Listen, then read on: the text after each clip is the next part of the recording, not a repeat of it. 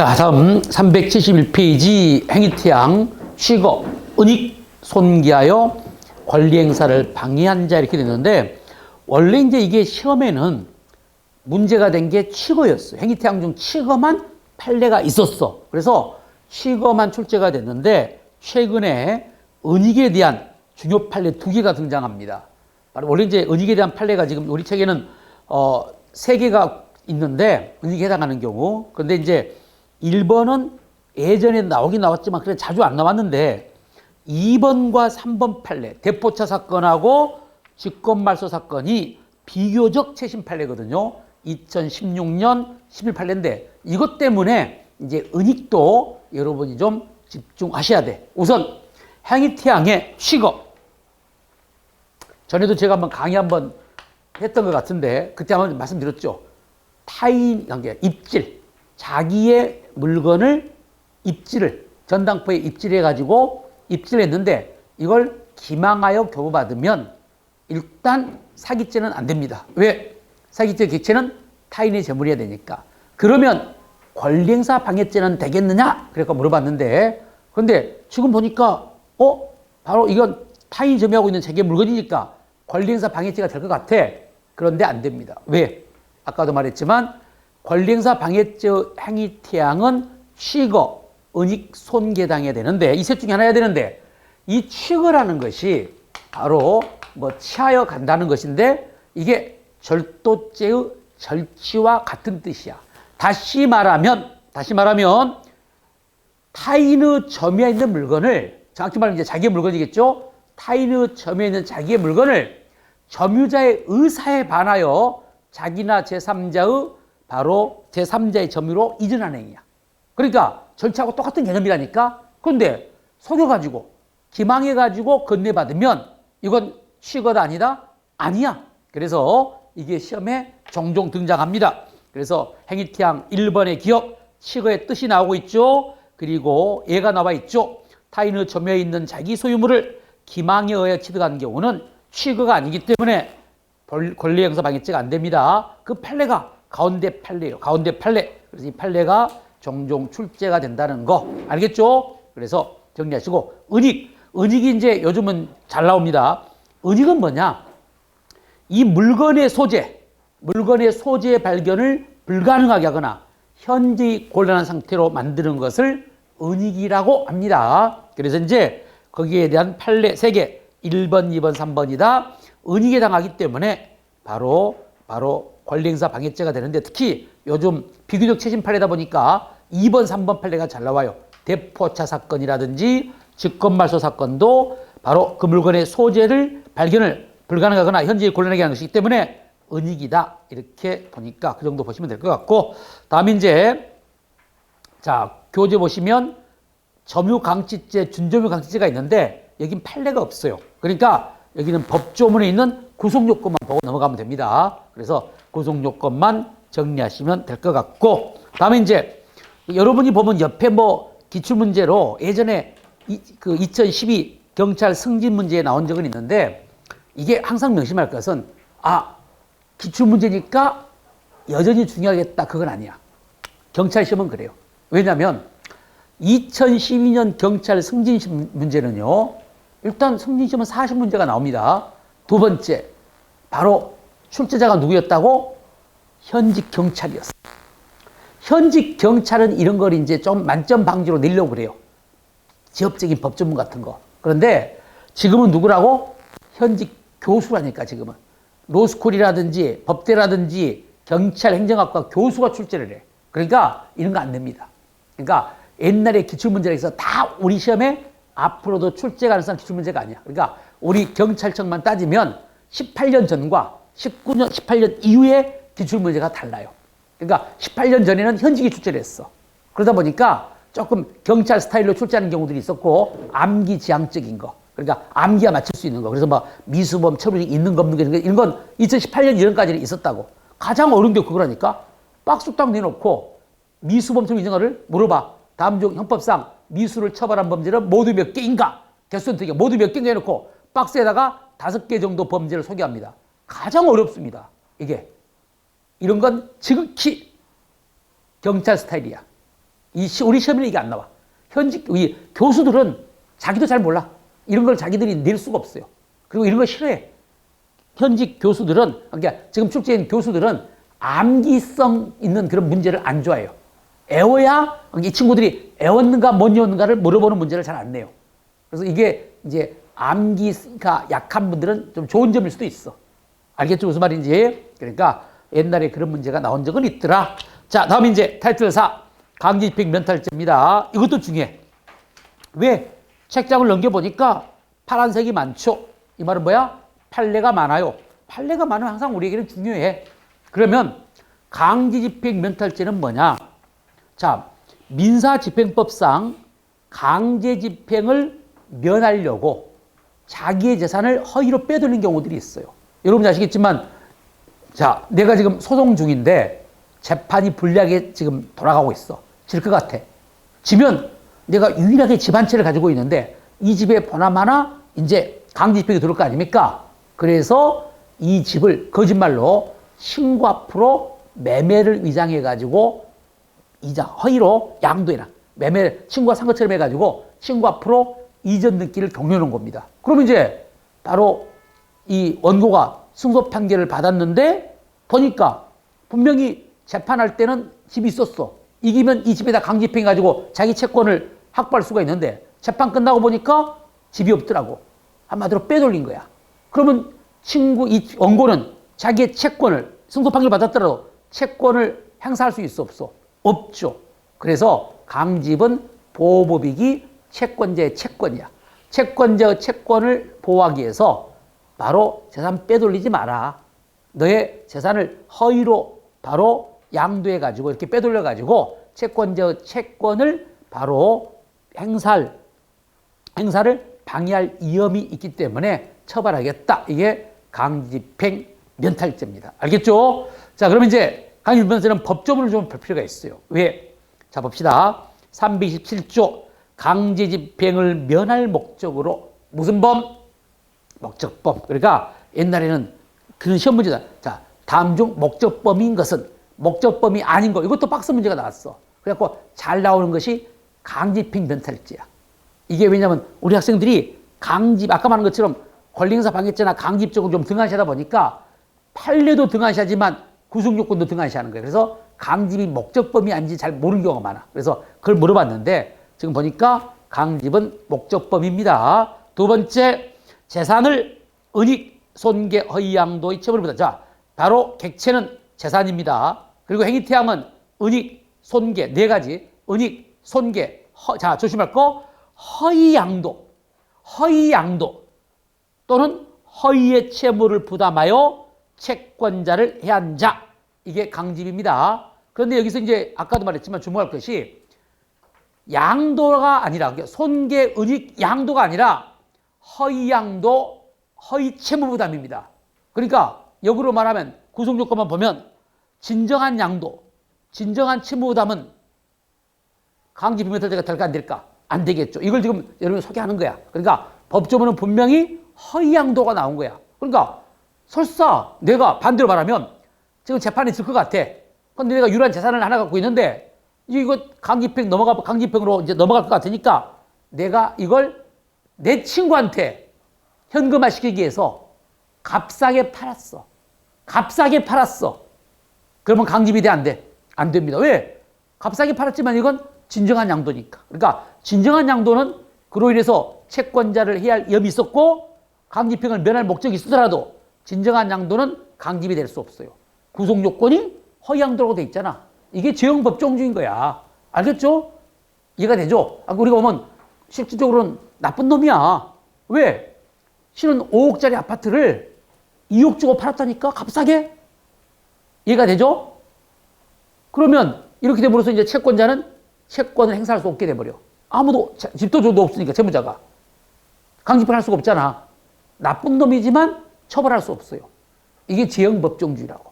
법에는 뭔만 돼 있으니까? 허위 양도만 돼 있으니까. 그래서 진정한 양도는 본죄를 구성하지 않습니다. 자, 그래서 이제 먼저 객체의 중요한 판례들이 많죠. 첫 번째, 이때 객체인 재산인데 재산은 재물뿐만 아니라 권리도 포함됩니다. 두 번째, 이때 재산은 바로 동산, 부동산 불문합니다. 그리고 더 중요한 것은 2번, 재산은 민사집행법상, 이게 중요해.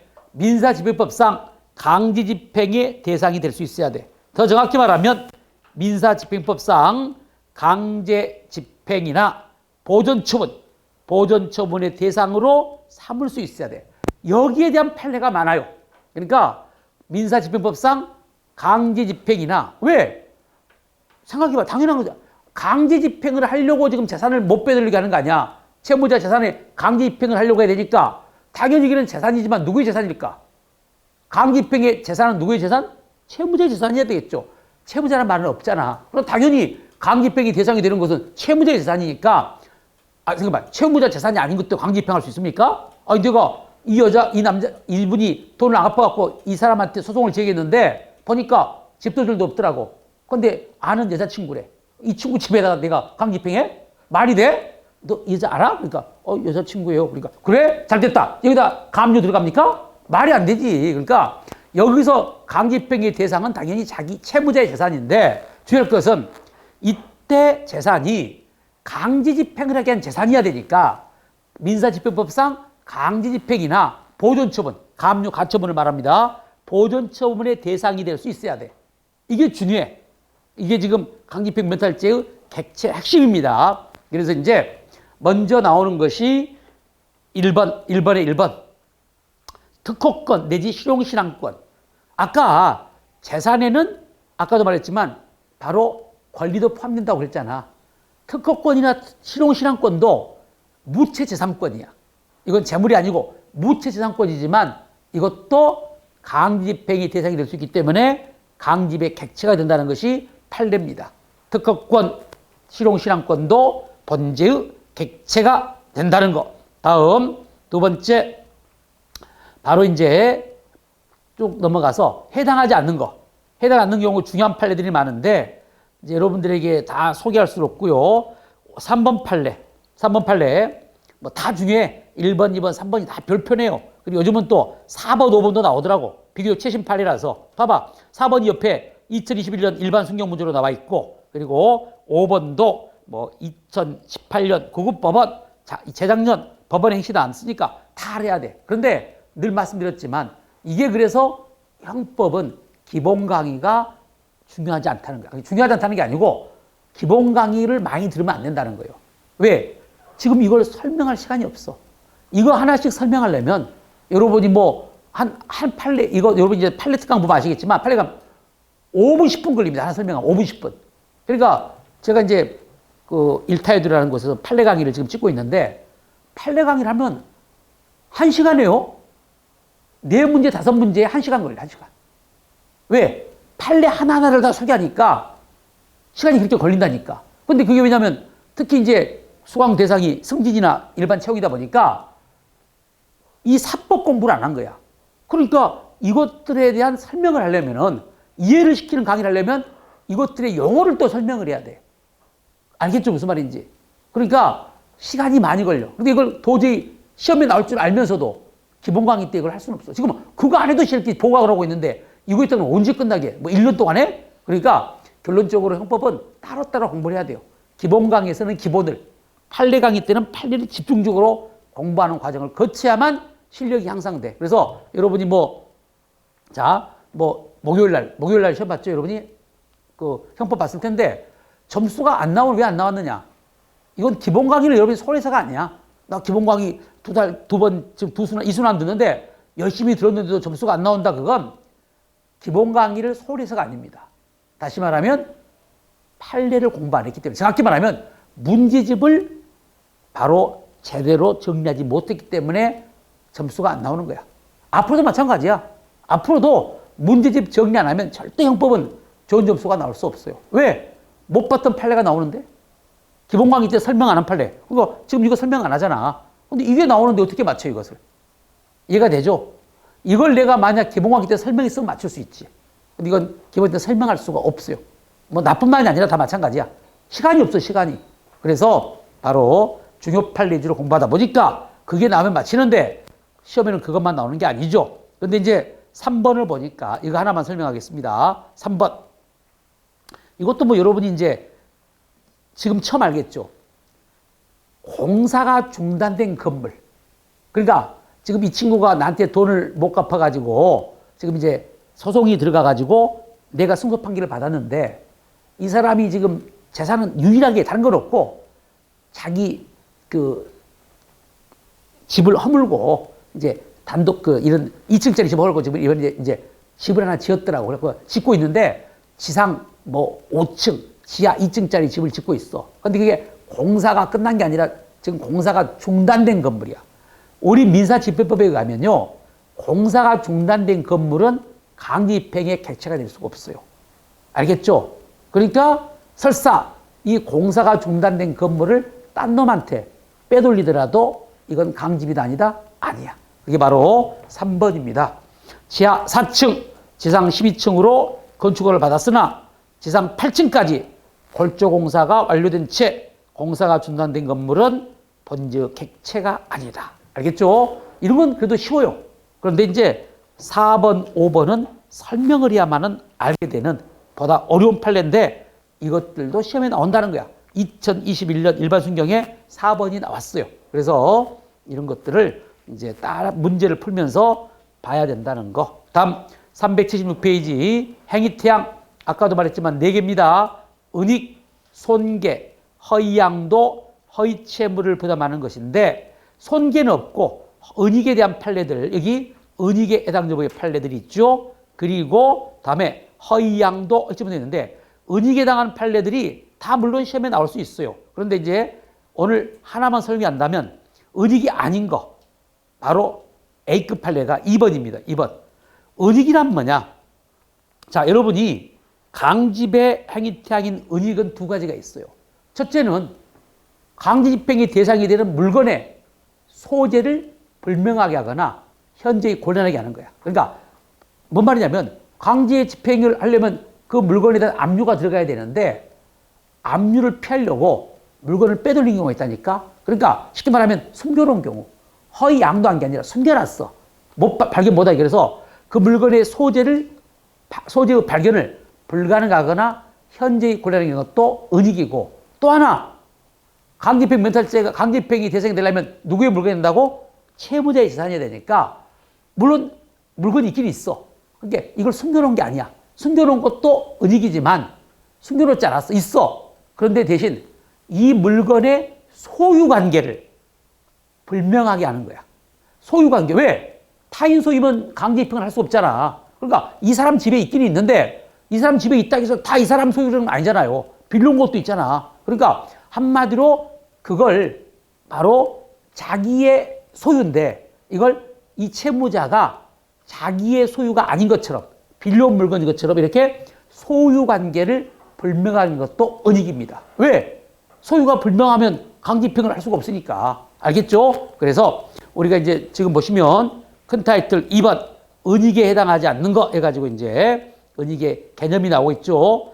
재산의 발견을 불능하게 하거나 곤란하게 하는 것으로 말해서 재산의 소재를 불명할 뿐만 아니라 소유관계를 불명하는 것도 포함됩니다. 지금 대가로 2번은 소유관계를 불명하게 하는 거야. 자, 그런데 뭐가 문제가 되냐? 채무자가 잡아봐. 원래부터 제3자 명의로 되어 있던 사업자 등록입니다. 그러니까 만약에 재판 당시에는 자기 명의로 등록돼 있었어. 사업자 명의가 자기 명의로 등록돼 있는데 재판이 진행되고 있을 때 불리하니까 이 사업자 명의를 딴 놈 앞으로 명의를 이전한 것. 이건 은익이 됩니다. 알겠죠? 소유관계를 불명하게 하니까. 그런데 원래부터 제3자 명의로 등록되어 있던 사업자 등록을 다른 제3자 명의로 변경했더라도 이것은 바로 소유관계를 종전보다 불명하게 한 건 아니기 때문에 다른 말로 말하면 무엇이 아니다? 은익이 아니기 때문에 강김이 될 수 없어. 이것도 초 A급 판례입니다. 알겠죠? 그러니까 명심할 것은 여러분이 이것들 자체가 어려운 게 아니고 강의를 한번 듣거나 문제를 한번 풀어보면 이 자체가 어려운 건 아니기 때문에 문제 풀어보고 해설 보고 또는 강의 듣고 바로 하면 기억이 나. 그리고 어려운 게 아니기 때문에 이해도 잘 돼. 그런데 이걸 틀린 이유는 안 봤기 때문에 틀리는 거야. 안 봤기 때문에. 안 보면 솔직히 이게 언익인지 아닌지를 어떻게 알아. 그래서 항상 명심할 거, 형사법은 문제를 많이 풀어봐야 돼요. 문제를 많이. 그래야만 바로 시험장에서 늘 명심한, 뭐 경찰도 마찬가지겠지만 봤던 문제가 나와줘야 돼요. 형법으로 말하면 봤던 판례들이 나와줘야 돼. 그래야 고득점을 하지. 시험장에서 막 한숨 나와버린다. 한숨 소리가 막 들리는 경우가 있어요. 왜? 모르는 판례들이 많으면 한숨 소리 나와. 그래버리면 절대 고득점을 할 수가 없어요. 알겠죠? 그러니까 우리가 바로 목표는 시험장 가기 전까지 많은 판례를 여러분이 알아가지고 시험장에서 모르는 판례를 최소화시키는 것이 우리의 목표라는 겁니다. 알겠죠? 자, 그래서 여러분에게 누누이 말씀드렸지만 이제는 고득점 시대이기 때문에 얇은 걸 선호하면 안 됩니다. 얇은 걸. 왜? 옛날에는 얇은 걸 봐도 어느 정도 점수가 나오면 돼. 왜? 영어, 국사가 메인 과목이고 거기가 점수가 좀 나와버리면 형사법은 점수가 안 나와도 됐다니까? 그런데 지금은 이제 영어, 국사 싸움이 아니잖아. 지금 완전히 뭐가 바뀌었어? 변화가 됐잖아. 그런데 그러니까 여러분이 항상 이거야. 변화에 정하지 못하면 도태되는 거야. 그러니까 원래 우리 시험 패턴이 옛날에는 5과목이 다 필수였어요. 그러다가 이명박 대통령 마지막 물러나면서 과목 변경을 해가지고 영어, 국사가 필수고 그리고 나머지 법과목들은 선택으로 바꿨어. 그 이유가 뭔 줄 알아요? 고등학교만 나와도 공무원 시험을 볼 수 있게끔 한다는 거야. 그런 멍청한 머리로 대통령을 했어. 물론 이명박이 한 건 아니죠. 그 밑에 그 행자부 장관이 사람 생각해봐. 오히려 더 고등학교는 더 그러면 합격을 못 해버려. 여러분이 고등학교만 나온 사람하고 대학교 나온 사람들은 여러분이 형법은 차이 없어요. 형법은 고등학교 나왔기 때문에 점수가 낮아져? 공부하면 대학교 나온 놈이나 고등학교 나온 놈이나 형법은 똑같아 하면 다 잘 나와. 그죠? 영어 국사는 안 그래요. 영어 국사는 누가 잘해? 대학교 나온 놈들이 잘해. 근데 그걸 메인으로 해버렸으니 더 고등학교만 나온 놈들이 학교를 못하지. 그런데 과목에 국사, 영어 넣고 그 이제 선택 과목으로 다른 과목도 이제 나오는데 선택 과목으로 사회도 넣고 막 그랬어. 누가 선택 과목을 사회 선택합니까? 다 경찰 되면 법을 알아야 되니까. 그러니까 결론적으로 말하면 영어 국사 싸움이 돼버린 거야. 근데 영어 국사를 보니까 대학 물을 먹은 놈들이 더 잘하더라는 거야. 물론 돈이 없어갖고 고등학교 못 간, 영어 국사는 잘하는데 돈이 없어서 대학교를 못 갔다. 그러면 이해가 돼. 그런 경우는 드물어.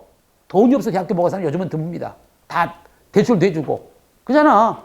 그러니까 결론적으로 영어 국사를 못했기 때문에 공부를 못해서 대학교를 안 간 거야. 근데 경찰 시험할 때 영어 국사가 메인인데 어떻게 합격을 해? 나는 그렇게 이 생각하는 게 짧은지 모르겠어. 그리고 그게 한 7, 8년 동안 움직여 왔잖아. 그러다가 이거 말도 안 돼갖고 이제 드디어 영어 국사를 아예 이제 패스로 바꾸고 법과목으로 바꿔놨는데 여기서 이제 우리가 문제가 되는 게 뭐냐면은 그 당시에는 영어 국사가 메인 당시는 영어 국사만 잘하면 법과목은 선택 과목이라서 그렇게 선택 과목이 중요한 게 아니고 선택 과목이다 보니까 조정 점수가 들어가다 보니까요.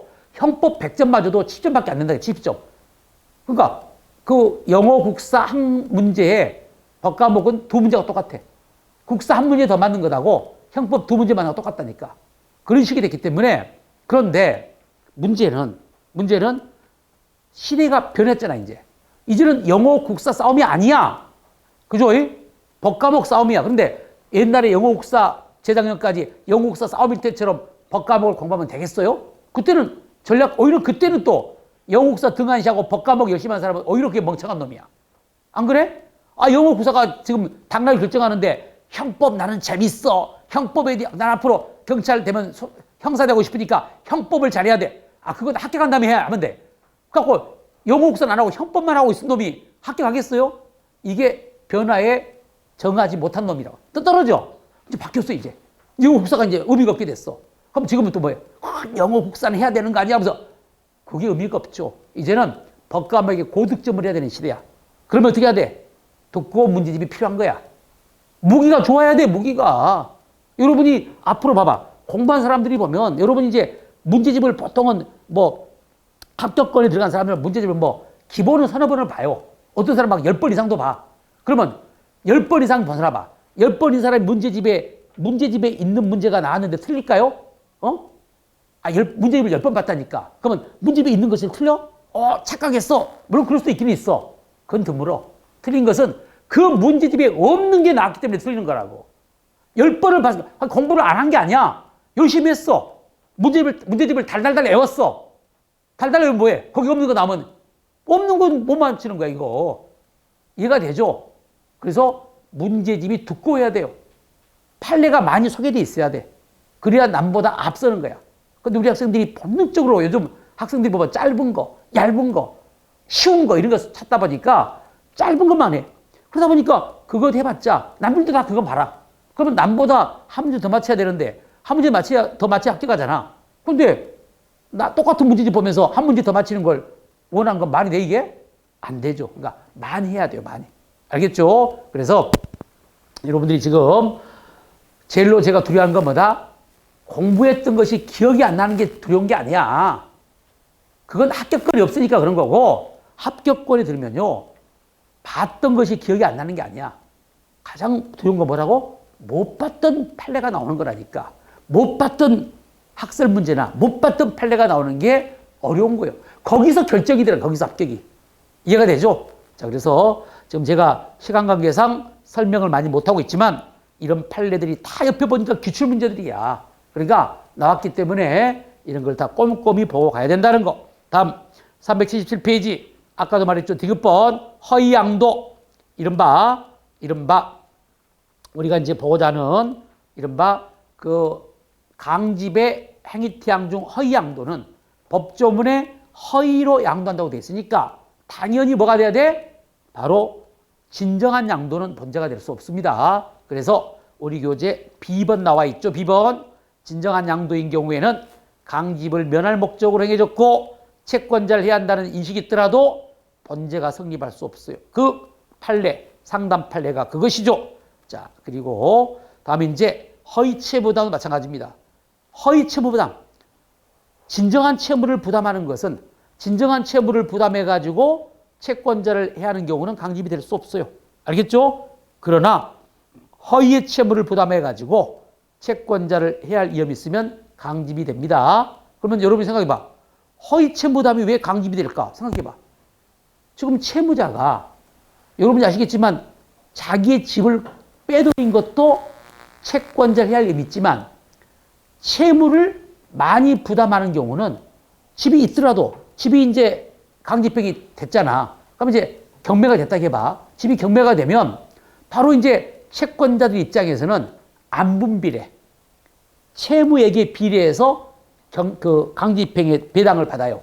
그런데 실은 이 친구가 나 말고 이 친구가 지금 돈을 못 갚아갖고 이 집에 강집행이 들어갔는데 이 집이 5억짜리야. 5억짜리인데 내가 알기로는 나 말고도 이분한테 돈을 1억 빌린 걸 알아. 그러니까 지금 채무가 1억밖에 없어. 1억밖에. 그리고 내가 이제 예컨대 뭐 4억 받을 것도 있다. 그러면 나는 4억을 받을 수가 있죠. 그죠? 5억이니까 1억하고 4억이니까. 그런데 만약에 거짓말로 이놈한테 돈을 2억 빌린 걸로 허위로 채무를 부담한 걸로 꾸몄어. 그럼 이제 강집행이 되면 이놈한테도 또 2억을 줘야 되잖아. 그럼 이제 부족하잖아. 지금 5억이니까. 그러면 안분비를 해야 된다고 돼. 비율로. 그러니까 이제 비율로 따지면 나는 4억을 다 받을 수가 있어? 없어? 없어. 그래서 내 채권을 다 바로 확보할 수가 없으니까 채권자를 해야게 되는 거야. 허위 채무 부담이. 알겠죠? 그래서 허위로 채무를 부담하는 것도 채권자를 해야 힘이 있으니까 강집이 되는 거예요. 그런데 진정한 채무 부담은 강집이 안 돼. 왜냐하면 비록 진정한 채무 부담도 채권자를 해야 할 힘이 있죠. 그렇지만 구속 요건이 허위의 채무 부담만 행위태양으로 돼 있으니까. 알겠죠? 그리고 똑같습니다. 이렇게 정리를 좀 하시고 다음에 2번 채권자를 해야 할 것. 여기서 하나 조심할 것. 법조문이 손괴, 은닉, 허위양도, 허위 채무를 부담하여 채권자를 해야 한다고 되어 있는데 이 강집의 바로 보호 정도가 추상적 위헌범입니다. 그러니까 채권자를 해야 하는 결과가 발생함을 요하진 않아요. 손괴, 은닉, 허위, 채무, 부담 바로 이런 것으로 인해서 채권자를 해야 할 이연만 있으면 돼.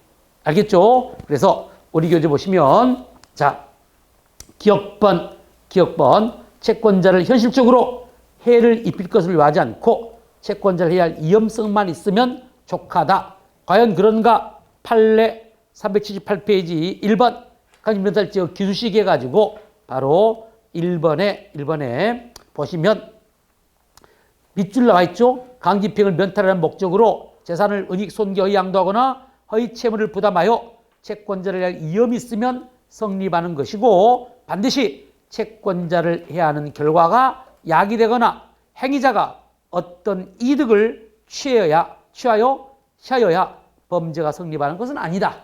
추상적 이연범위라는 걸 알고 있으면 이 문장이 쉽게 이해가 되리라고 봐요. 다음에 이제 379페이지 보시면 행위 상황이 나와 있네요. 이게 뭔 말이냐? 이것도 설명을 좀 할 필요가 있어요. 여러분 이건 조금 낯선 용어인데 우리가 이 학번에 총론 공부할 때 구성요건 요소에는 주관적 구성요건 요소와 객관적 구성요소가 있었죠. 객관적 구성요소는 다시 나누면 여러분이 알고 있는 행위 주체, 행위 객체, 행위 태양, 행위 수단, 행위 결과, 인과관계 이런 것들이 다 뭐라고? 객관적 구성요건 요소야. 객관적 구성요건 요소는 특히 우리가 의미가 있었던 것이 뭐냐면 고의의 인식 대상이라는 거야. 그러니까 고의가 인정되려면 객관적 구성요건 요소를 모두 인식해야만 고의가 인정되는 겁니다. 이걸 꼭 아셔야 돼요. 그런데 문제는 방금 제가 이제 하나 설명 안 한 것이 객관적 구성요건 요소에는 행위 상황도 있어요.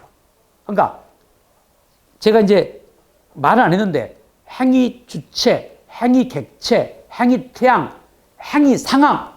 행위 상황도 객관적 구성요건 요소야. 이 말은 뭔 말이냐? 어떤 범죄가 성립하려면요, 구성요건상 행위 상황을 요하는 게 있어요. 행위 상황을. 여러분이 공부했던 걸로 가장 대표적인 범죄가 뭐예요? 그렇죠. 야주절. 야주절 봐봐. 뭐라고 돼 있어? 야간에 이렇게 돼 있죠. 야간에 주거에 침입해야 돼. 이 야간에가 뭐야? 여러분 봐봐. 야간에가 일단 객관적 요소입니까? 주관적 요소입니까? 야간에 현수 그러면 행위 주체야? 행위 객체? 행위 수단? 행위 태양? 행위 결과? 인과관계? 그럼 뭐야? 바로 그게 행위 상황이라니까. 그러니까 행위 상황도 객관적 수명. 그리고 이제 우리는 공부는 안 하지만 부작위범으로 여러분이 공부하는 것 중에 진정 부작위범에 여러분이 들으는 봤을 거야. 전시 군수계약 불이행죄, 전시 공수계약 불이행죄 있죠. 거기 보면 구성요건이 전쟁 또는 사변에 있어서 그 상황에서의 공수계약이나 군수계약을 이행하지 않아야 돼. 이해가 된다. 지금은 전쟁이 아니야. 근데 공수계약을 이행하지 않았다. 군수를 이행하는 이건 그 범죄가 아니야. 왜? 전쟁 또는 사변이 아니니까. 그 상황에서만 군수계약, 공수계약을 이행하지 않아야 돼. 알겠죠? 이런 것들이 바로 그리고 뭐 또 진화방해죄, 화재에 있어서 화재가 나고 있어야 돼. 이해가 되죠? 진화방해죄가 되려면 화재가 나고 있는데 소화도구 뭐죠 이거? 소화기를 숨겨놨다. 이게 진화방해죄야. 근데 여러분이 학원에 소화기 있잖아. 점심 먹고 가서 숨겨놔. 점심 먹고 그러면 진화방해죄야? 왜 진화방해죄가 안 돼? 행위 상황을 위한 범죄들이라니까. 화재가 있을 때 소화기를 숨겨놔야 진화방해죄가 되지. 지금 정상적인 소화기 숨겨놨다고 해서 손기죄가 되겠어? 아니, 진화방해죄. 그러니까 이런 게 행위 상황인데 그런데 문제는 금방 제가 말한 것들은 다 행위 상황이 법조문의 구성력으로 규정돼 있어요. 그런데 지금 아까 우리가 강집을 봤을 때는 강집에는 행위 상황이 법조문의 구성 요건으로 규정돼 있어 없어? 없었잖아. 그냥 강집행을 면할 목적으로 재산을 손괴, 은닉, 허위 양도, 허위 채무를 부담하여 채권자를 해 이렇게 돼 있잖아. 뭔지 있어. 그런데 이건 법에 규정돼 있잖아. 법에 규정돼 있지 않지만 이것도 객관적 구성 요건 요소야. 실은 여러분이 법에 규정돼 있지 않는 구성 요건도 있는 거야. 그걸 우리가 이제 공부했어 한번. 자, 그걸 우리가 여러분이 공부 제대로 한 사람들 기술돼 있잖아. 법에 기술돼 있잖아. 아니 믿자. 미기술적 구성요건 요소라고 그래. 그게 뭐가 있을까? 우리 학생 공부했던 것 중에 미기술적 구성요건 요소라고 그랬어. 그것을 우리가 미기술적 구성요건 요소로서 그러니까 구성요건 요소야. 정확히 말하면 객관적 구성인데 법에 기술돼 있지 않아. 그래서 미기술적 구속요건. 뭐가 있었죠? 뭐가? 우리 앞부분. 뭐? 공부했어, 그때. 공부했는데 여러분이 등 안 씻겠지. 내가 그때 안일미도 썼다, 안일미도. 안일미라고 써갖고, 그때 아마 여기서 그랬을걸? 끝말하고 구별하라고. 안 했나? 했지? 그거 어디서? 사기죄에서. 사기죄에서 뭐? 사기죄는 일련의 객관적 요소들이 뭐야? 기망행위, 차고 다음에 처분행위. 처분행위가 뭐라고? 객관적 구속요건 요소야. 사기죄 처분행위가 객관 요소인데 법조문에 있어 없어? 없죠. 사기죄는 사람을 기망하여 이렇게만 돼 있지 처분행위 없어. 그게 바로 미기술적 구속요건 요소야. 지금 강제병 면탈죄도 행위 상황을 요하는데 법에 기술돼 있잖아. 이것도 미기술적 구속인데 그러면 이 말은 뭔 말이냐? 법조문만 따지면 강제병을 면할 목적으로 자기의 재산을 허위로 양도하면 강집이 되는 거야. 자, 어떤 일이 있었느냐? 이 친구가 나한테 1억을 빌려갔어. 그런데 예컨대 7월 말에 7월 달까지 돈을 1억 갚기로 했어. 그런데 돈을 갚을 수가 없어. 알겠죠? 이제 변제 능력이 안 돼. 그럼 보나마나 내가 강제집행에 들어올 거 아닙니까? 그래서 후1 강제집행을 면할 목적으로 오늘 유일한 재산인 자기 집을 거짓말로 친구 앞으로 허위 양도했어. 그러면 법조만 따지면 강제집행을 면할 목적으로 재산을 허위 양도해서 채권자를 해야 할 위험이 있었잖아. 그렇다고 해서 이게 강집이냐? 이건 강집이 아닙니다. 판례가 있지만 후1 강제집행을 면할 목적으로 미리 자기 재산을 빼돌리는 것은 강집이 아니야. 왜? 이게 바로 객관적 구속의 행위 상황 때문에 그래. 아무 때나가 아니라 강제집행을 받을 만한 객관적 위험 있는 상태. 알겠죠? 강제집행을 받을 만한 바로 이 위험 있는, 강제집행을 받을 만한 위험 있는 객관적 상태 하에서의 허위 양도, 허위 채무 부담이 본죄를 구성하는 거예요. 그래서 우리 교재 보시면, 자, 행위 상황, 강제집행을 받을 위험 있는 객관적 상태가 존재해야 됩니다. 이게 바로 기술되어 있지 않는 객관적 구속 요건 요소야. 강제집행을 받을 위험 있는 객관적 상태가 존재해야 됩니다. 그럼 그때가 언제냐? 바로 우리 교재 보시면 2번의 판단. 첫째, 당연히 현실적으로 소송이 제기됐다면, 소송을 제기했다면 당연히 강제집행을 받을 만한 위험 있는 객관적 상태가 되겠죠. 그런데 더 중요한 것은 꼭 소송을 제기 안 해도 돼요. 소송을 제기가 없더라도 소송을 제기할 기세를 보였어. 채권자가 소송은 아직 안 했는데, 소를 제기는 안 했는데 소송을 제기할 기세를 보이면 여러분이 아시겠지만 이제 이놈이 재판에 갈 거 아닙니까? 그러니까 미리 눈치 빠르게 빼돌린 거. 이것도 바로 강집이 되는 거야. 소송을 제기할 기세를 보이기만 해도 강제집행을 받을 만한 위험 있는 객관적 상태가 존재합니다. 그 판례가 판단해가지고 나와 있죠. 자, 그래서 여러분이 그 판례 2번 보시면, 판례 2번. 자, 강제집행을 받을 위험 있는 객관적 상태가 부정되는 경우에서 2번, 후1, 이게 동그라미입니다. 후1 강제집행을 받을지도 모른다고 생각하여 바로 미리 자신의 유일한 부동산을 허위로 양도하는 경우. 이건 강제집행을 받을 만한 위험 있는 객관적 상태가 존재하지 않기 때문에 이 경우는 아무리 강제집행을 면할 목적이 있었고 그로 인해서 채권자를 해야 할 위험이 있더라도 강집이 될 수가 없습니다. 알겠죠? 이런 것들이 바로 기본적으로 좀 정리하시면 되겠고, 밑에 3번 강제집행의 범위, 이것도 또 시험에 나옵니다. 아까도 말했지만 우리 강집은 재산범죄입니다.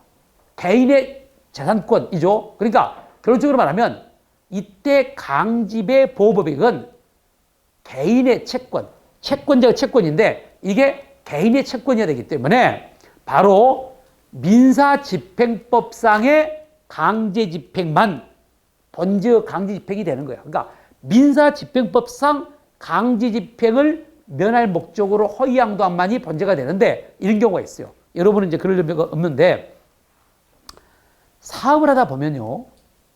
그게 있어요. 그러니까 뭐든지 안 좋게 되면 안 좋은 일이 있으면 막 같이 몰려와. 그럼 사업이 안 돼. 안 돼. 안 돼가지고 지금 계속 적자야. 그러면 이제 적자니까 뭐 직원들 월급도 주기 힘든 상황이니까 세금을 제때 낼 수가 없는 거야, 이제. 그럼 어떻게 하냐면 이제 세금을 이렇게 탈루하는 경우들이 있어요. 왜? 비용 처리를 이제 가장해가지고 원래는 정상적으로 하려면 이 사업을 되게 이제 세무서에서 보면 그런 게 있어요.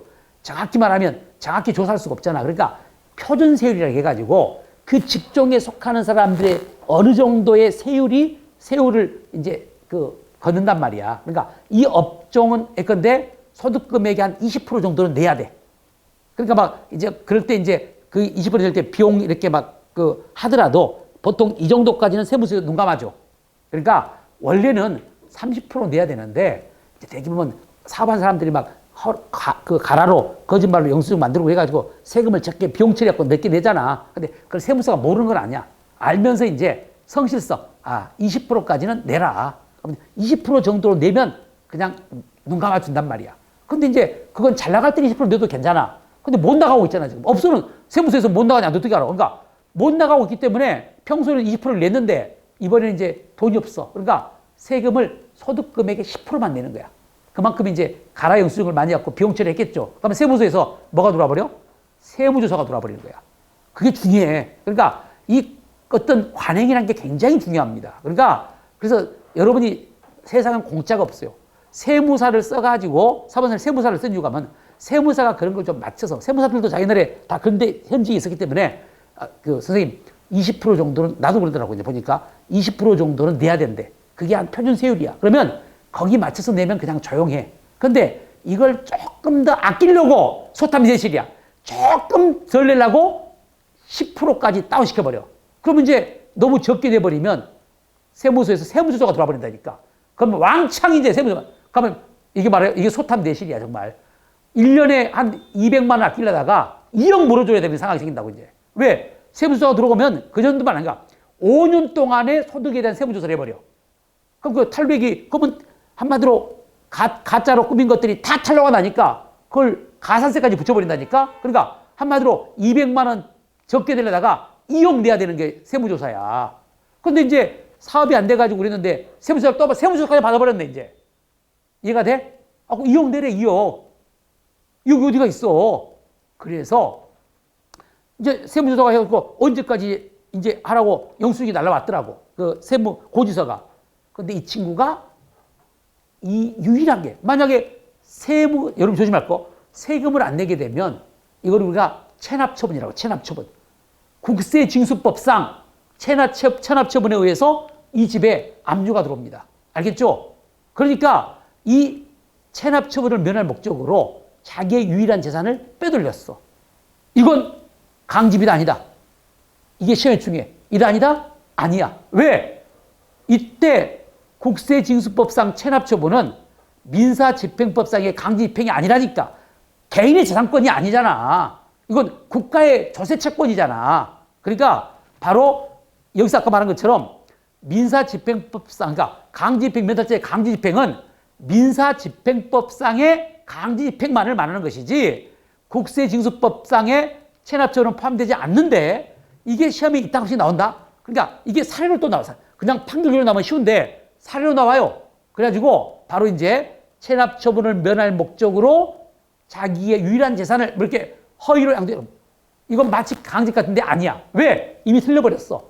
체납처분을 면할 목적으로. 이건 강제집행이다 아니다? 강제집행의 바로 우리 민사집행법상 강제집행이 아니기 때문에. 자, 그래서 우리 교재 보시면 자, 본제에서 민사집행법상 강제집행을 말하는 것이기 때문에 형소법상의 벌금이라든지 국세징수법에 의한 체납처분은 본제 강제집행에 포함되지 않는다. 당연히 판례가 나오겠죠. 그래서 우리가 지금 1번, 2번, 3번, 4번 다 시험에 나와요. 그런데 오늘 설명할 것이 1번이야. 그런데 이제 최근에는 1번, 2번도 잘 나오더라고요. 그런데 2번은 판례 공부 때 여러분이 소개할 것이고 1번 봐봐.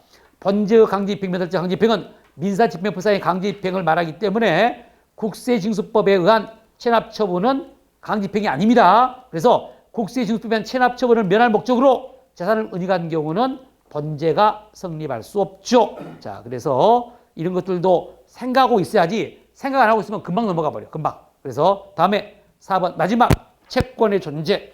아까도 말했지만 강집은 보호법익이 채권자의 채권입니다. 채권을 보호하기 위해서 강제집행 면탈죄가 규정되어 있기 때문에 만약에 채권이 존재하지 않아 버리면 강집이 될 수가 없는 거야. 채권의 존재는 강집의 성립요건이다. 그게 4번이죠. 시험에 나올 때는 바로 1번, 2번 있는데 1번 보십시오. 둘째 줄 채권의 존재는 강집의 성립요건이랄 것이기 때문에 결론 채권이 존재가 인정되지 않아 버리면 강집은 성립하지 않습니다. 그리고 본제는 목적범이다. 죄수도 1번, 2번, 특히 1번이 시험에 잘 나옵니다. 그리고 타자와 관계에서도 횡령적 관계도 시험에 잘 나와요. 다 기출 있죠. 자, 이런 것들이 다 시험에 잘 나오는 것 때문에 정리할 필요가 있다는 거. 여기까지가 이제 제3범죄를 마무리를 했고요.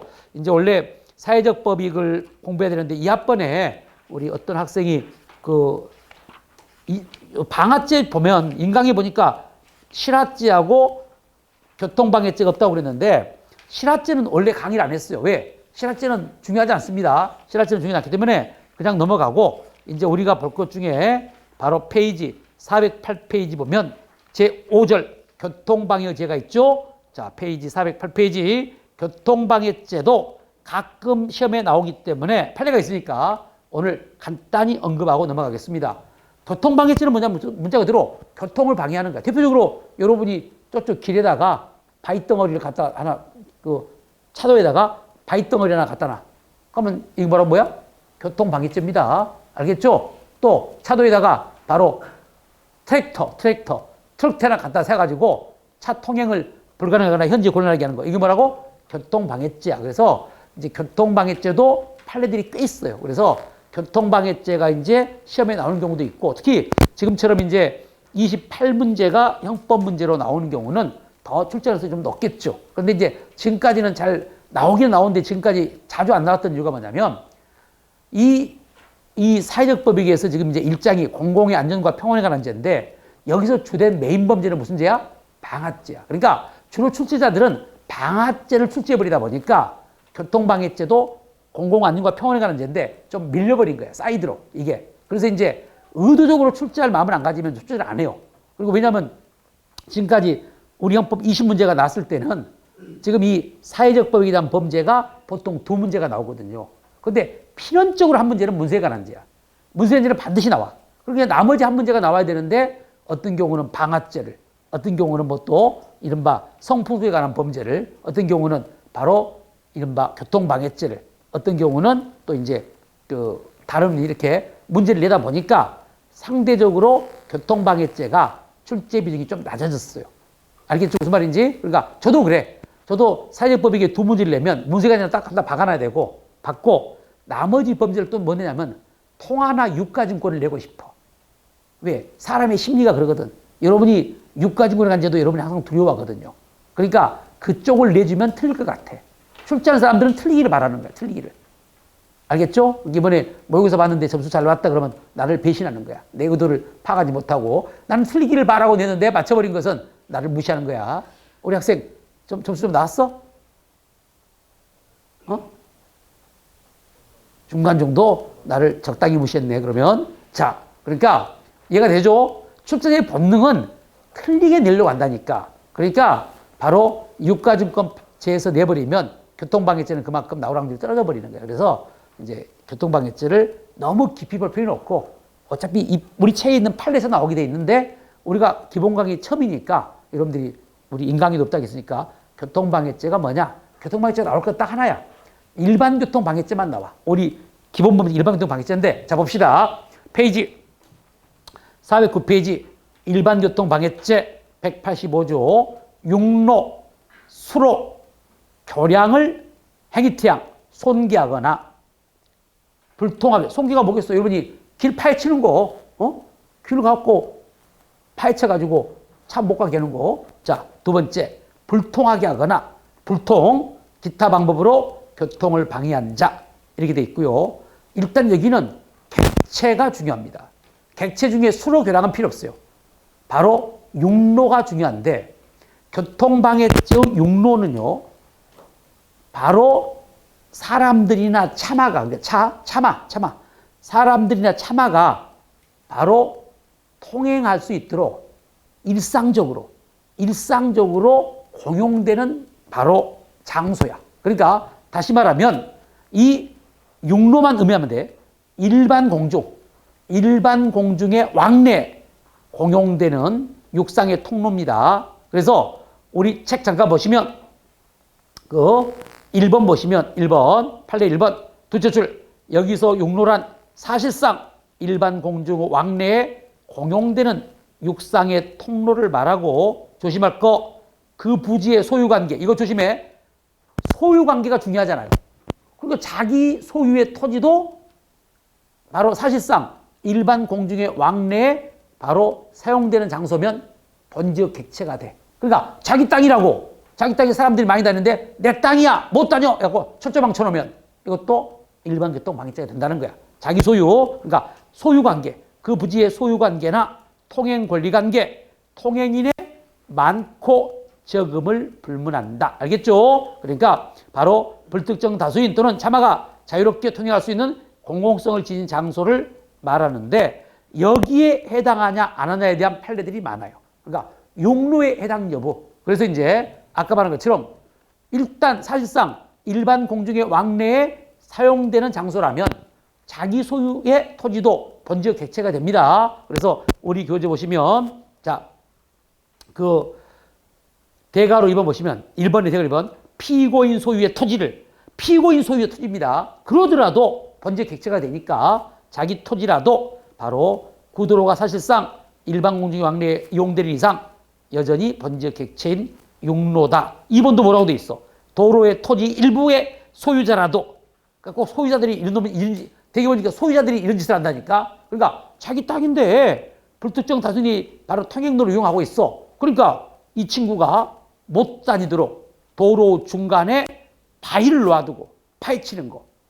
근데 나는 참 그거 보면은 이런 놈들이 있어요. 근데 나는 최근에 보면서 참 사람들이 참 나는 그 존경심이 나오는 사람들이 있어. 직업의 기천을 따지지 말고 뭔 말이냐면은 우리 아파트 바로 옆에가 중학교, 고등학교, 여중 여고가 있어. 그러니까 우리 아파트 주민이 아닌데도 차에서 내려가지고 우리 아파트로 통해가지고 가자 가까워.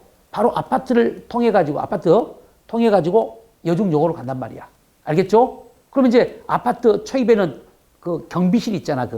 이제 그 경비 아저씨 수 있어요. 자, 그러면 그 여중 여고생들이 우리 아파트 주민들입니까? 아니야. 타에서 내려고 이제 가는 걸 알아. 근데 내가 보면 우리 125동인데 참 그 사람 참 너무 마음에 들어 진짜. 나보다 조금 나이가 한두 살 더 많이 가는데 비슷한데 그 사람은 진짜 인성이 좋은 거야.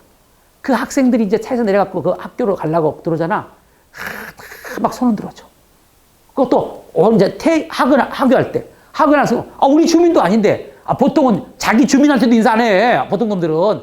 그런데 자기 주민은 아닌데도 아는데 그 학생들이 나오니까 막 이렇게 손을 들어주고 잘 가 하고 막 이렇게 오고 그 애들이 인사하고 막 너무 보기가 좋은 거야. 너무. 이해가 되죠? 무슨 말인지? 그러니까 이런 사람들이 있구나 이런 생각이 들어. 그래서 뭐 오히려 가고 항상 만면의 미소를 띠면서 막 자기 주민은 당연하고 주민은 학생들한테도 이렇게. 그런데 이제 제가 왜 이 말이냐면은 바로 자기 땅인데 자기 땅을 통해 가지고 학생들이 학교에 가까우니까 저기 돌아가면 삐 돌아가야 되니까 바로 버스 내렸고 우리 앞쪽으로 이렇게 계속 통행하잖아. 그럼 지금 우리 아파트의 길이 지금 아파트가 이게 육로가 됐다니까 지금 이 학생들이 이 길을 통해서 학교를 다녀. 근데 만약에 아파트 주민자치단체에서 우리 주민 가끔 보면 그 나오잖아. 그 요리 가면 가까우니까 옆에 아파트가 다른 아파트를 통해서 가는 경우가 있어. 그러면 가끔 신고 보면 그건 못 가게 하려고 막 그 철조망처럼 막 담 설치해가지고 뺑 돌아가게 가는 거 있잖아. 이해가 돼 무슨 말인지? 그거 뉴스에 나와. 야 얼마나 삭막해 그거. 전철역에서 내려가지고 바로 이 아파트 A 아파트를 통과하면 B 아파트로 바로 가는데 그 A 아파트로 가게 되면 뭐 시끄럽다든지 뭐 아니면 뭐 그런 이제 이유가 있겠지. 자기 주민도 아닌데 갖고 거기서 또 그런 이유도 있을 수 있어. 왜냐면 나도 그러더라고 보니까 그 벌써 그게 중학생들이 벌써부터 이성에 눈을 뜬 거야. 그래가지고 우리 아파트 그 놀이터 벤치에 있잖아. 그럼 그 학생들이 어떤 남자랑 앉아갖고 좋아 죽으려고 하는 거야. 막 이게 여중생이고, 남자는 당연히 뭐 중학생 아니면 고등학생이겠지. 하고, 우리 학생 주민이 아닌데, 우리 아파트 놀이터에 가는 것만 아니라, 이제 거기 가면 놀이터가 있는데, 그 아파트 놀이터 벤치에 앉아가지고, 둘이 거기서 데이트를 즐기고 있는 거야. 손만 잡고 있으면 괜찮은데, 얘들이 진도를 넘어 나가는 경우도 있더라고. 막 껴안고, 우리가 가도 뭐 부끄러지도 몰라. 껴안고 막 있고, 막 어떤 놈은 뽀뽀를, 중학생이 벌써 뽀뽀를 하고 있더라니까. 너무 빠른 거 아니야? 늦어? 정상이야? 어떻게 생각해? 응? 뽀뽀 정도는 중학교 때부터 하는 거야? 그냥? 그래? 그래요? 그래? 이거 너무 심한 거 아니야, 이거? 그거 아빠가 알아? 어떤 남학생이랑 뽀뽀한다는 걸 아빠가 알면 어떡할까? 나 같으면 난 음독 자살할 것 같아, 음독 자살. 우리 딸이 지금 중학생인데 남 아파트 벤치 앉아갖고 중학생이랑 뽀뽀하고 있다고 하면 난 우리 아까 학생 말했잖아. 호적에서 파버리고 싶어. 파버릴 수 없으니까 내가 차라리 죽어야지. 내가 호적에서 파져야지. 시대가 바뀌었구나. 저도 그럼 이거 봐줘야 되겠다. 나는 도저히 못 봐주겠어. 막 둘이 뽀뽀를 하고 있고 막 별짓거리를 다 하고 있는 거야. 이제 그래서 이런 걸 꼴 보기 싫으니까 통행을 못하게 아까 말한 철조망쳐 갖고 못 가게 하는 거 이런 것들이 뭐 된다고? 교통방해죄가 된다는 거야. 왜? 이것도 용로란 거야. 비록 우리 아파트의 부지지만 소유관계는 중요하지 않아. 일단 일반 공중의 왕래 공용되는 장소잖아. 그것도 용로라는 거야. 지금 이게 1번, 2번이 다 그런 것들입니다. 자, 그리고 반면에 용로가 아니다. 2번에 1번 일시 공토 사건. 토지 소유자가 자신의 토지 한쪽 부분을 일시 공토로 두었어. 그러니까 쉽게 말하면 내가 지금 공터가 있는데 지금 왜 일시 공토로 두었냐? 거기다 이제 집을 지으려고 공터를 놔뒀는데 거기를 사람들이 통행하고 있는 거야. 그래서 이게 여기다가 바로 통행을 막았어. 일시 공터 사건은 육로가 아니야. 이건 일반 공중의 왕래에 공용되는 장소가 아니기 때문에 일시 공터로 뒀는데 사람들이 다닌다 해가지고 육로는 아니기 때문에 거기다가 통행을 못하게 하더라도 번제가 될 수는 없다는 거. 그게 1번입니다. 그래서 판례 이름을 지름길로 일시 이용한 적이 있어요. 한마디로 인근 주민들이 일시 이용한 적이 있지만 일시 공터는 바로 용로가 아니다. 그리고 3번 판례 임도 사건. 임도. 이것도 가끔 나오는데 어렵지 않아. 임도. 이게 숲을 의미잖아. 숲길, 산길. 요즘 보면 그런 경우 있어요. 요즘 산에 그 축사를 전다든지 또는 뭐 오리. 나는 진짜 이런 거 생각보다 짜증나네. 이거 너무 이기적인 거 아니야? 우리 앞에, 우리 고향 동네 앞에 냇가가 청정 냇가야. 그러니까 그 바닷물이 들어왔다 빠졌다는 이제 풍천장가 나오는 곳이고 물이 그렇게 맑아. 나 중학교 때 거기 가면 은어가 은어를 알죠, 은어. 은어가 청정수에만 자라요, 은어가. 은어 잡으러 다니고 막 은어 막 그런 때가 엊그제 같은데 지금 가보니까 완전히 잡초만 무성하고 완전히 한패화됐어. 도랑이 돼 있더라고, 도랑이. 그 이유가 뭐냐? 촉사 때문에. 그 예전에 냇가를 이제 그 앞에 그 촉사들을 져가지고 거기다 폐수를 방류해가지고 물고기가 안 살아. 그리고 그냥 거기서 적응되는 잡초만 자라는 거야. 그럼 그 사람들이 우리 마을을 위해서 뭘 하는 거야? 축사에서 우리 소고기라도 명절 때 한 것씩 줘? 순전히 자기들 이익으로. 그리고 또 정부에서 축산농가로 지원받아가. 세금도 절세되고 대출 그 이자도 뭐 1%밖에 안 돼. 우리 마을에는 전혀 도움이 안 된 족속들이야. 자기들 이익에서 축사를 지어가지고 폐수를 차대로 처리해야 되는데 이걸 냇가로 흘려보내가지고 냇가가 완전 죽어버렸다니까. 그래갖고 이제 이게 한우 축사만 한줄 알았더니 또 가봤더니 오리 농장을 만들어가지고 산속에서 오리 소리만 밤새 내내 수천 마리 오리가 우는 거야 이제. 우리 동네 그렇게 해버렸어. 순전히 자기들 이익을 위해서. 이거 문제 있는 거 아니야? 그래가지고 냇가가 죽어버렸는데 왜 이 말이냐면은 이제 그 사람들이 자기들을 위해서 이제 뭘 해? 길을 낸다고. 차를 갖고 이제 오리도 반출하고 한우도 반출해야 되니까 길을 내, 숲길을. 그게 뭐라고? 임도야, 임도. 그런데 임도니까 이 사람들이 이제 뭐 산에 버섯 캐러 가면 그 가급적 길로 가는 게 좋잖아. 그러니까 그 숲길을 바로 이제 통해서 산으로 버섯을 따러 간단 말이야. 그런데 아까 말했지. 내가 왜 이러면다고? 자기들 이익을 위해서 이기적인 인간들 아니야. 축사했고 다 자연경관을 망치는 놈이 그 임도에 주민들이 통행을 하니까 그걸 못 통행 못 하려고. 왜 내가 만든, 물론 사설도로죠. 내가 만든 도로인데 왜 당신들이 도로에 만드는데 돈 한 푼 냈냐고. 마을 주민들이 돈 한 푼 됐겠으면 물론 안 했겠지. 그런데 거기 마을 주민들이 버섯 키려고 임도를 통해서 가는데 그걸 막은 거야, 그걸. 그런데 교통방해죄가 돼, 안 돼? 안 돼. 임도는 용로도 아니다? 아니야. 이건 자기들 이익을 위해서 만든 도로지 일반 공중의 왕래에 공용된 도로는 아니지. 그래서 임도 사건. 여기 바로 3번입니다. 목장 소유자가 목장 운영을 위해서 목장 용지 내 임도를 개설해서 차량 출입을 통제하면서 인근 주민들의 일부 통행을 부수로 묵인한 경우는 임도는 용로가 아닙니다. 알겠죠? 이렇게까지 말했는데, 이렇게 재밌게 리얼하게 말했는데 이거 딱 나오니까 또 임도, 용로 해가지고 틀려버리면 안 됩니다. 여러분 안 틀리게 하려고 지금 이렇게 우리 과양까지 지금 불러가지고 지금 소환해가지고 강의를 하는데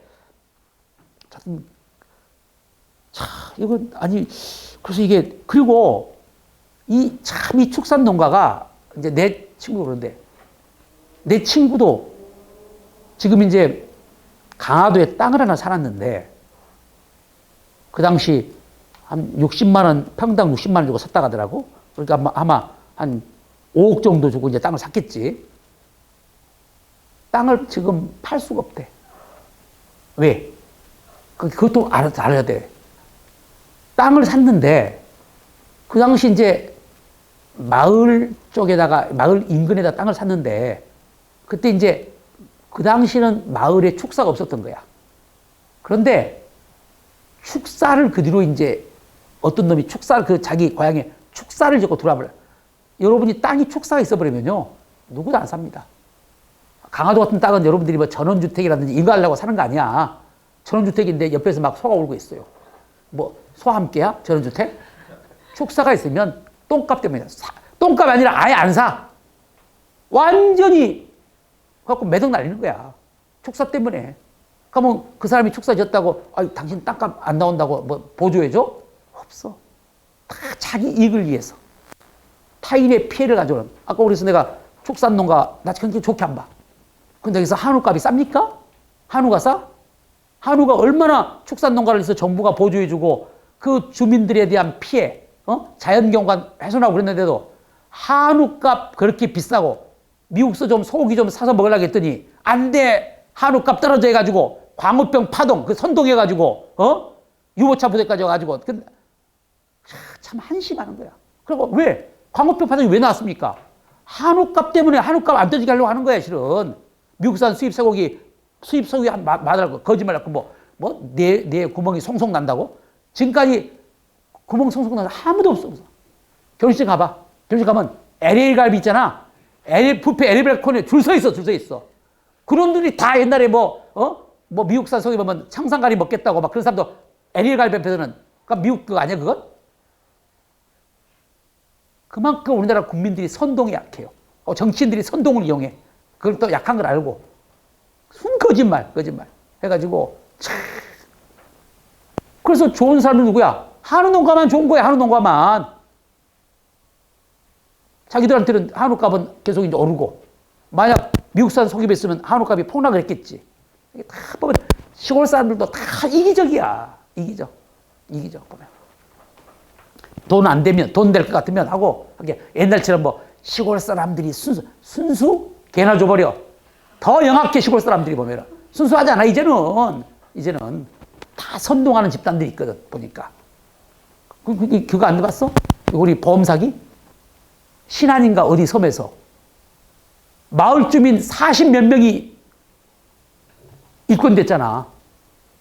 보험 사기. 그 의사하고 담합해가지고 아픈 것처럼 해가지고 갖고 그게 보험 사기거든. 아프지 않는데 병원에 입원이 있어가지고 의사가 바로 입원 확인서 팔려갖고 그거 걸렸잖아. 그 사람들이 순진한 사람들이야?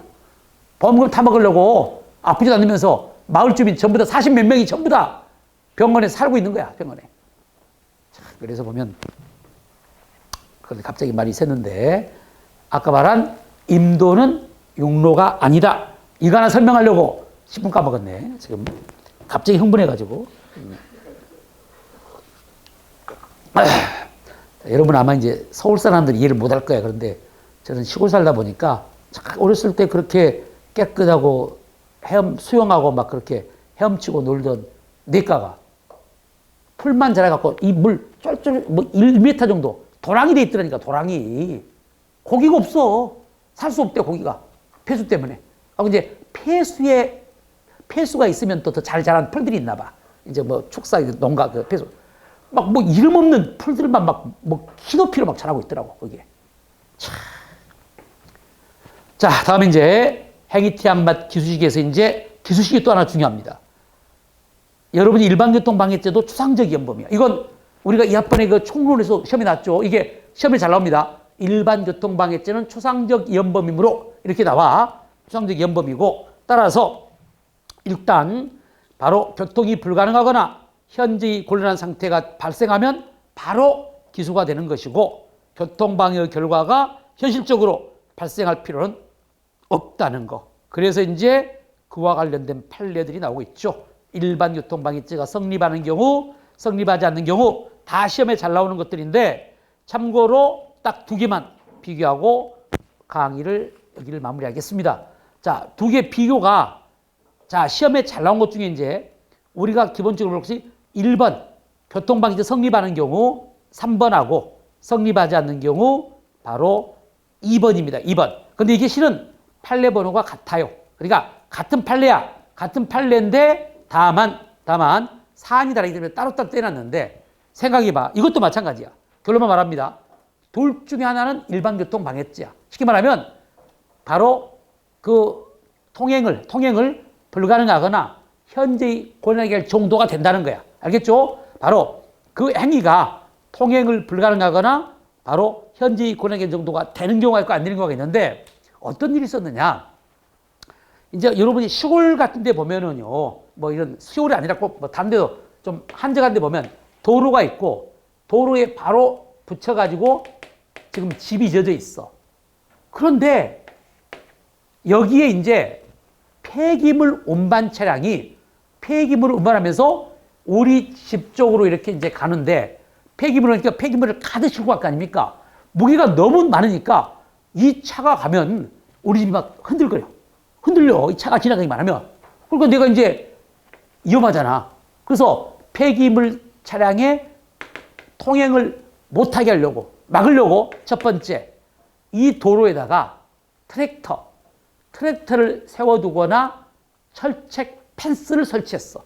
여기다가 철책 펜스를 설치하거나 트랙터를 세워뒀어. 첫 번째. 두 번째, 또 이 폐기물 운반 차량을 못 가게 하려고 내가 이 길가에 누워 있었어. 정확히 말하면 앉아 있습니다. 우리가 보통 그러잖아. 못 가게 하려면 나 치고 가라고 막 누워 있는 놈들 있잖아. 근데 어떤 놈 성질 급한 놈들은 또 치고 가는 놈이 있어. 조심해야 돼. 꼭 이성적인 인간만 있는 게 아니야. 야, 나 가려면 치고 가. 그런데 치고 간 놈 있다니까 가끔. 그럼 나만 손해야. 그러니까 눈치 봐갖고 빨리 빠져나오든지 해야지. 자, 그러니까 왜 사람은 다 다르다니까. 뭐 어떻게 야, 거기 이랬잖아. 우리 여러분 경찰 할 때 많이 만날 거야. 뭐 하다 보면 이러니까 야, 너 돈 많아? 때려봐 막 그러잖아. 그럼 진짜 때려버리는 놈도 있어요. 얘가 되죠. 보통은 안 때리잖아. 그러니까 그건 믿고, 야, 너 주먹 세? 야, 돈 있으면 때려봐라. 때려봐. 막 그러면 되게 뭐해? 안 때린다니까. 근데 때리는 놈도 있어. 나 돈 있다고 때려버리는 놈 있다고. 그거 보고 사람 보고 그 말해야 돼. 괜히 얻어 터져. 괜히 때려봐. 그러면 때려버리는 놈이 있으니까. 그러니까 자, 그런 거야. 여기는 이제 바로 이 통행을 불가능하게 하려고 내가 그 길가에 앉아 있어.